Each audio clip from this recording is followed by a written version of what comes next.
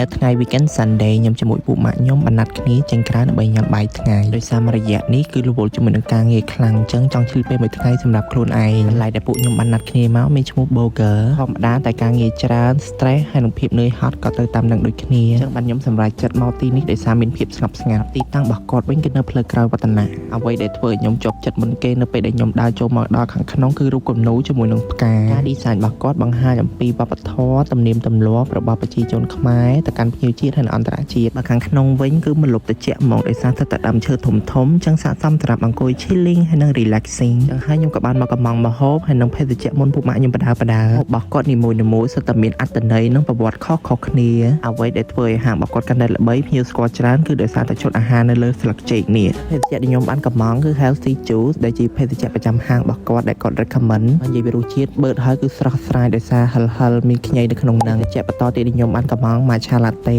ខ្ញុំជាមនុស្សម្នាក់ដែលខ្ញុំខ្លាចជាងគេគឺ matcha កពុលតែកន្លែងគាត់ក៏អត់កពុលទេហើយឥឡូវហ្នឹងពួកម៉ាក់ខ្ញុំក៏បានមកដល់ដែរហើយម្ហូបដែលខ្ញុំបានកំងមុនគេនំបញ្ចុកទឹកគ្រឿងក្តាមនៅសៀមរាបមិនខ្វះទេម្ហូបដែលឆ្ងាញ់ហើយប្លែកហើយខ្ញុំជាអ្នកសៀមរាបនឹងឯងទើបតែបានលឺនំបញ្ចុកទឹកគ្រឿងក្តាមដោយសារតែពួកខ្ញុំខានជួបគ្នាយូរ so we spend our time create moment together ជាមួយគ្នាតាំងតាពីបឋមវត្តបូឡើងដល់វិទ្យាល័យរៀន10មករាមកតាមជួបគ្នាទៀតហើយម្ហូបដែលខ្ញុំបានកំងទី2បានផ្ដល់ដូចគ្នាត្រីចៀនជាមួយនឹងជ្រក់ស្វាយមកម្នាក់ឯងអត់ដឹងគួរហៅអីញ៉ាំទេនេះត្រីចៀនជ្រក់ស្វាយនេះម្នាក់ឯងនេះគឺល្មមត្រីចៀនស្រួយញ៉ាំជាមួយនឹងជ្រក់ស្វាយ